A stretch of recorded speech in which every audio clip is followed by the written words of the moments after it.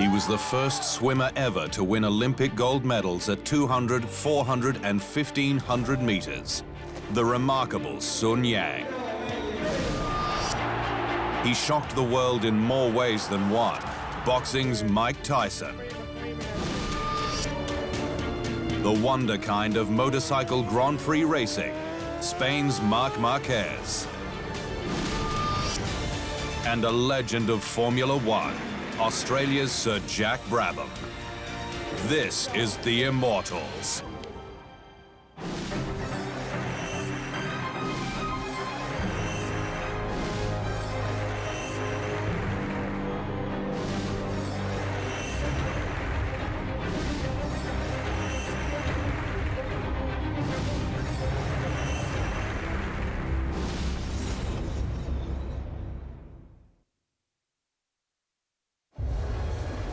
He was China's first true superstar of the pool.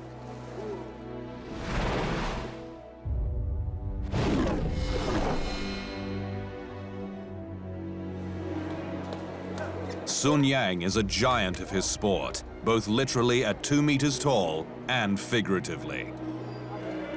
Yang, who first emerged on the world stage at the 2007 World Championships in Melbourne, and the 2008 Beijing Olympics when he was a teenager, has been a towering figure ever since. He has set world, Olympic, and Asian records, and like Michael Phelps, it is his versatility that sets him apart. He is the first ever swimmer to win Olympic gold at 200 meters, 400 meters, and 1500 meters freestyle. Put simply, he can do it all. By the end of his third Olympics at Rio de Janeiro in 2016, he had accumulated 3 gold and 2 silver medals for China in individual events. At World Championship level, he added another 9 individual gold, 2 silver, and 1 bronze medals, confirming his status as one of the most decorated swimmers in history. When he broke Australian Grant Hackett's long-standing 1500-meter freestyle world record at the 2011 World Championships in Shanghai, swimming 14 minutes, 34.14 seconds, the 19-year-old had exploded as a new superhero of the sport. Hackett's record of 14:34.56 had been set 10 years earlier, when swimmers were allowed to use bodysuits that were later banned for reducing drag through the water. Many of the records set in those times had remained for inordinate periods. Yang had often trained overseas, particularly in Australia, and believes he has benefited from this. It is very helpful for me to get training abroad because I can train together with the overseas competitors over there before the Olympics, and that is good for my Olympic preparation. Furthermore, training abroad is good for the pre-race psychological adjustment. I cannot say that I am well prepared this time, but I hope I can build up some good form in foreign climates ahead of the London Olympics. A year after his world record in Shanghai, Yang was just as imposing at the London Olympics, winning gold in the 400 and 1500 and breaking his own record in the longer race, taking the mark down to 14:31.02. Yang has been a controversial figure, swathed in drug controversy since his 3-month ban by FINA, the world ruling body, after a positive test to a stimulant in 2014. As such, he is a lightning rod for world trouble and strife. In China, he is defended as any legendary sports figure would be, but overseas, the allegations fly. Sun Yang scarcely breaks his beautiful swimming motion through all this. He is already a 3-time Olympian, and he plans on collecting more medals at the Tokyo Games in 2020. By then, he will be almost 29. It shapes up as a perfect rounding out to the career of the greatest Chinese swimmer of all time, and the first male swimmer from his country to win Olympic gold. What remains to be seen is whether he can deliver. What we do know is that in almost every instance up until now, he has. Still to come on the Immortals, the blame game around Sun Yang.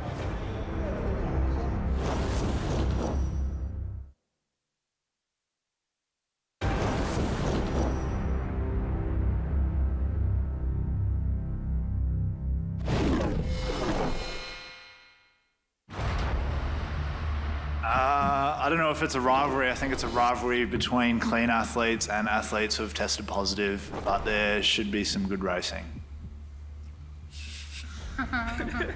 Sun Yang of China has been a controversial figure in his sport of swimming, although he is one of its greatest exponents.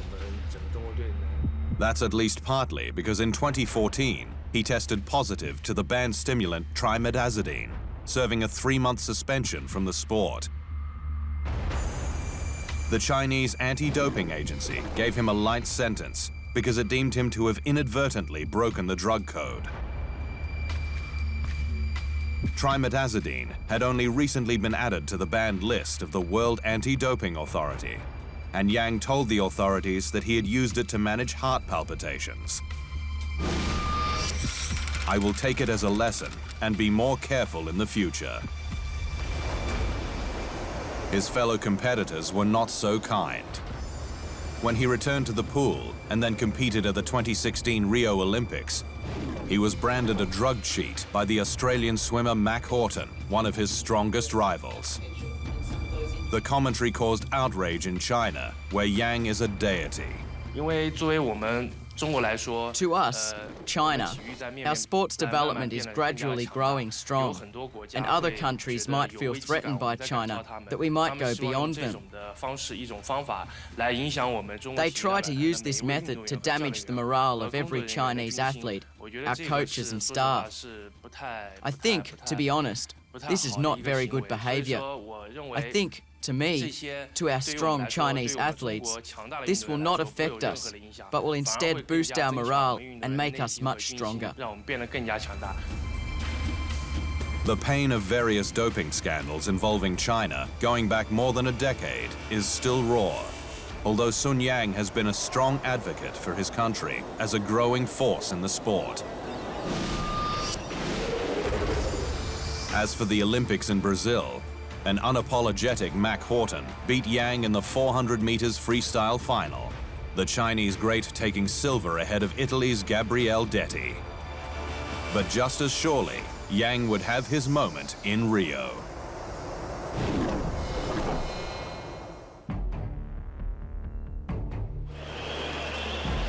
Michael Phelps of the United States, the undisputed greatest swimmer in history, has set the standard for multitasking in the pool.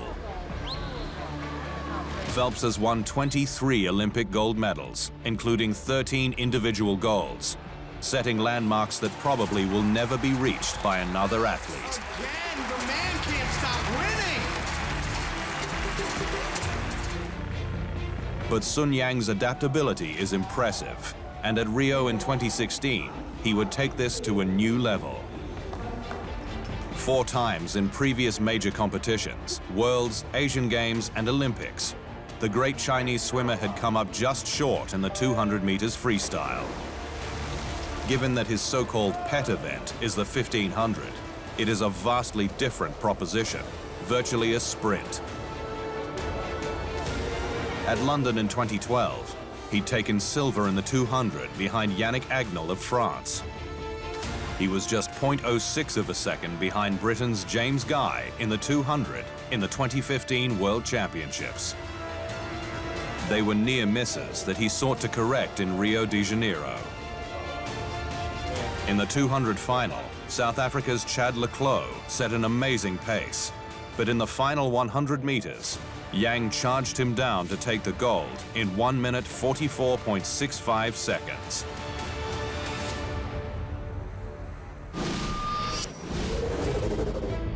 The time did not matter. Yang had answered at least some of his critics and broken his own personal hoodoo at the distance. His Rio Olympics had been colored by the allegations, and the pressure may have told, bombing out of the 1500, qualifying 16th fastest to miss the final as the defending champion. But the victory in the 200 was significant because it gave him a set of numbers to treasure. No other swimmer, not even Phelps, had won Olympic gold in the 200, 400, and 1500. Yang has also won a gold medal at 800 meters, which is not an Olympic distance, at the highest level, notably the 2013 FINA World Championships in Barcelona. In that meet in Spain, the Chinese superstar won gold in the 400, 800, and 1500 meter freestyle events, matching Hackett as the only two men in history to achieve that feat at the same event. No wonder they call him the underwater meteor. Up next, the perplexing case of boxing's Mike Tyson.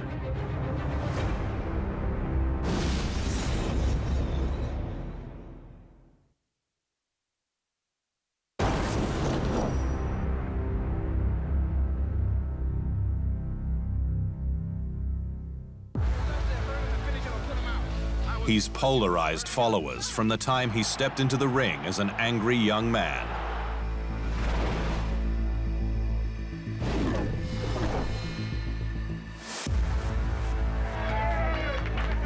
Mike Tyson can be viewed either as a distasteful figure or an all-time great of boxing. In truth, he is both. He's certainly an immortal of the sport. He is the most destructive boxer to have drawn breath. It's been interesting, to say the least. Now Mike opens up, and the right hand finally dumps him. His trademark was the quick knockout, with 44 of his 50 wins in professional bouts coming from some of the most brutal KOs the sport has witnessed. I just don't see him lasting with me. I'll be in just tremendous shape. I'll be in tremendous focus, and I'm gonna just be throwing punches with bad intentions. He was the youngest ever world heavyweight champion at just 20 when he beat Trevor Berbick in Las Vegas in November 1986. Berbick staggering around the ring before the end of the second round. Tyson was just 178 centimeters and one of the shortest heavyweight champions, but he fought with a searing anger the likes of which had rarely been seen. It was said the angst came from his troubled youth in Brooklyn. Fatherless and roaming the streets, arrested 38 times by the age of 13. Ultimately, he found his place in the ring, winning 50 of his 58 professional fights. And in his golden period from 1985 to 1990, when underdog James Buster Douglas sensationally dropped him to the canvas in Tokyo in 1990 to take his title, he was unstoppable. He regained the World Heavyweight Championship in 1996, beating Frank Bruno, but by then had become a caricature of himself. Tyson had been charged, convicted, and jailed for the rape of Desiree Washington, an 18-year-old Miss Black America contestant in 1992, spending 3 years behind bars. Upon release from jail, he boxed again, made and lost his money, and his life became a circus show. He filed for bankruptcy, having been the world's highest-paid athlete with $28 million in 1990, according to Forbes magazine, even ahead of the likes of Michael Jordan. I tried so hard in my whole life to get away from being Iron Mike. I'm just not that person no more. Being a young man in my life, and with my mentor, Coach Customato, we only believed in conquering the world, but we never knew by conquering the world, you become part of the world, and becoming part of the world, you pick up so many demons and bad habits that, I don't know, you don't like yourself until you have to make that paradigm shift. And it's pretty drastic making that shift when at one point in your life you believed in everything that you did implicitly, then you reach another perspective and you realize everything that you believed in all your life is a lie. Go down, guys. Tyson's final act of self-destruction came in 1997 in Vegas, where he fought Evander Holyfield for the WBA World Heavyweight title. Referee Mills Lane stopped the fight after the third round after Holyfield complained, with justification, that Tyson had bitten part of his right ear off. Television replays showed Tyson spitting out the human tissue in the ring. It remains one of the most infamous acts in all of sports history. Remarkably, although he was banned from boxing and fined $3 million, the ban was lifted by the Nevada Athletic Commission a year later. Why did you intentionally bite Mr. Holyfield? I was just, oh man, it's really hard to explain. I was in a rage. I didn't know what was going on. It just happened, and I just went berserk. I was engaging into the fight, and I was getting weak. I was lightheaded from the headbutts, and I was desperate, and I was irate, and I just snapped, and nothing mattered anymore at that particular moment. Do you feel sorry for what you did? Yeah, I'm sorry for what I did. Mike Tyson fought his last fight in 2005 at 38, losing to Kevin McBride in Washington. He was a shadow of the amazing fighter in the black trunks who took the boxing world by storm nearly 20 years earlier. He moved into acting, taking a role in The Hangover, and launching into the talk show circuit, making a documentary with Spike Lee. But his place was in the ring, where he could vent his fury, and legally too. That's where he became an immortal. May Allah bless you all. Thank you.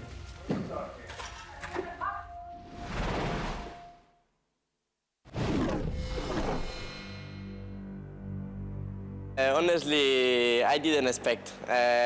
Always, I had some confidence in myself for try to get this title, especially in the second half of the season, but it was so difficult and I didn't expect because it was Lorenzo, Pedrosa, Valentino, my heroes there, and I compete with them, and it was incredible in the end get this title on my first season in MotoGP with 20 years old, because it's a dream comes true, but was really nice. Marc Marquez is a young veteran of MotoGP racing, having soared to its peak at just 20 years and 266 days, the youngest ever world champion in the Premier class. It was in 2013 that he achieved this feat for Repsol Honda, becoming the first rider since Kenny Roberts in 1978 to win the MotoGP world title in his first season. Marc, the Academy are awarding you this for not only winning the World Championship in the very first attempt, but also for doing it and being the youngest ever. So absolutely amazing. Thanks a lot. Adding world titles in 2014, 16, and 17, he continues to be a groundbreaker and a stunning new superhero of his sport. Marquez was a phenomenon even before he arrived at MotoGP level, winning 2 world titles at Moto2 and the 125cc division. When he added his first Premier-level world title to those 2 in 2013, he became just the 4th rider in motorcycle Grand Prix history to win world titles in 3 different categories, after Mike Hailwood, Phil Reed, and Valentino Rossi. Rossi, the 9-time world champion, was a hero of his growing up in Cervera in Catalonia, northern Spain, where Marquez began riding motocross at just 4. He credited his parents for taking him around to his competitions as he rose through the ranks. Me riding MotoGP is a very good present for them.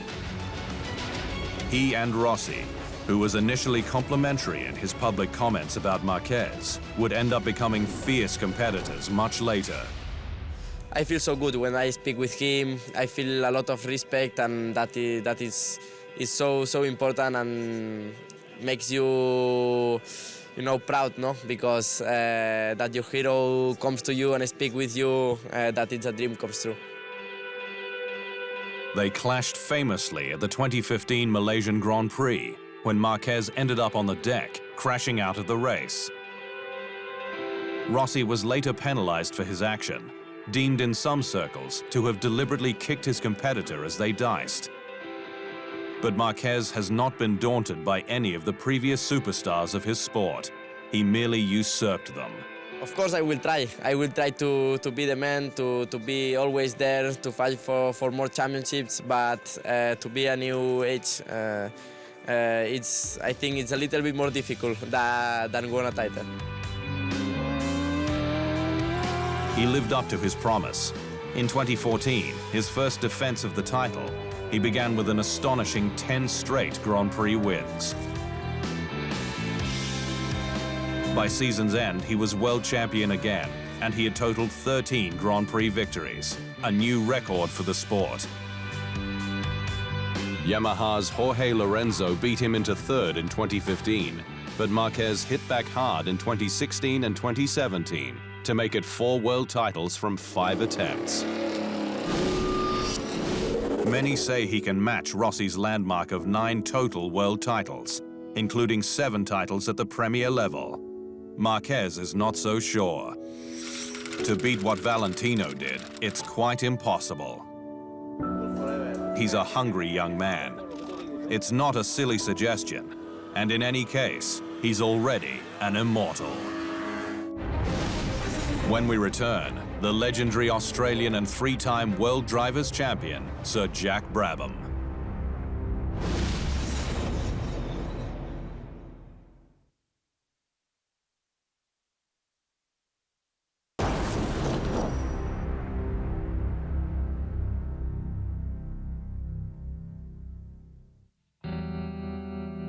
He built his own car and drove it to a Formula One World Championship, the only man to do so.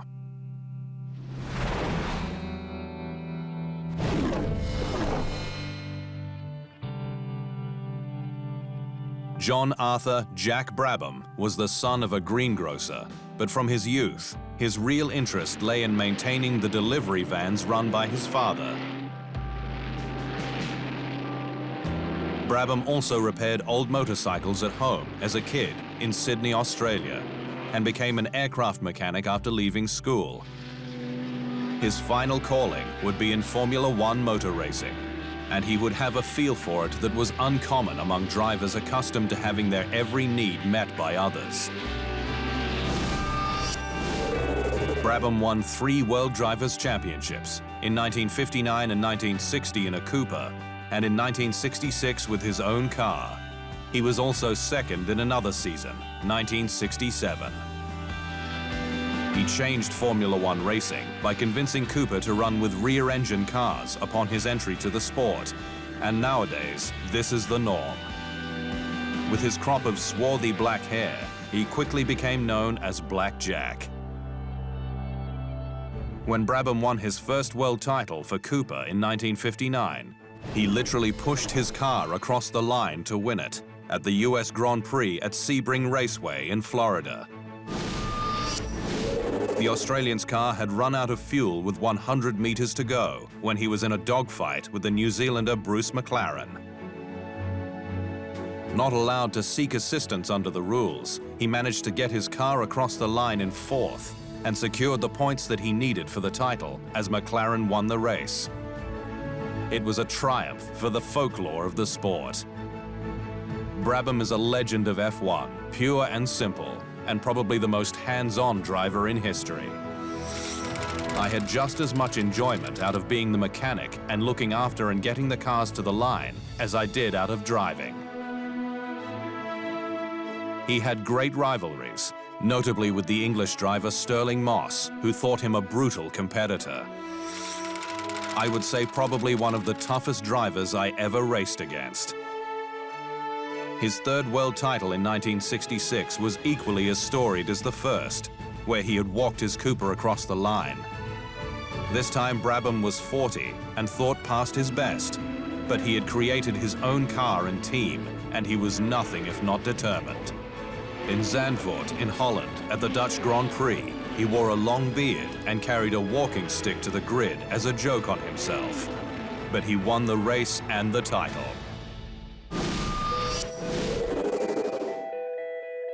He became the first and only driver to create and run his own car to a world championship. And even before it was all over for him as a driver in 1970, he was making more racing cars than any company in the world. Brabham Racing won the Constructors' Championship in 1966 and 1967. Jack Brabham was the first Formula One driver to be knighted in 1988 and is a member of the Motorsport Hall of Fame, as well as being one of Australia's most famous sports people. He died in 2014. He was an understated champion in an industry full of extroverts and thrill seekers, but still an immortal of sports.